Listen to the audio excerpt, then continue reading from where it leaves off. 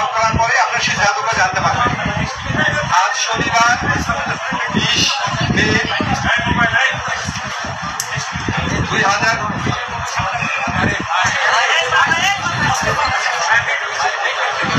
আচ্ছা, আমি আবার থেকে বলছি। আজ শনিবার 10 মে 2025 তারিখে উপদেষ্টা পরিষদের এক বিশেষ সভা অনুষ্ঠিত হয়। সভায় আন্তর্জাতিক অপরাধ ট্রাইব্যুনাল আইনের সংশোধনী অনুমোদিত হয়েছে।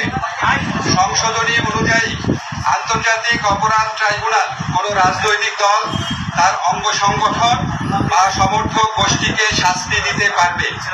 উপদেষ্টা পরিষদের বৈঠকে আন্তর্জাতিক অপরাধ ট্রাইব্যুনালে বাংলাদেশের আওয়ামী লীগ ও তার নেতাদের বিচার কার্য সম্পন্ন না হওয়া পর্যন্ত দেশের নিরাপত্তা ও সার্বভৌমত্ব রক্ষা, জুলাই আন্দোলনের নেতাকর্মীদের নিরাপত্তা এবং আন্তর্জাতিক অপরাধ ট্রাইব্যুনালের বাদী ও সাক্ষীদের সুরক্ষার জন্য সন্ত্রাস বিরোধী আইনের অধীনে সাইবার স্পেস সহ আওয়ামী লীগের যাবতীয় কার্যক্রম নিষিদ্ধ করার সিদ্ধান্ত গ্রহণ করা হয়েছে।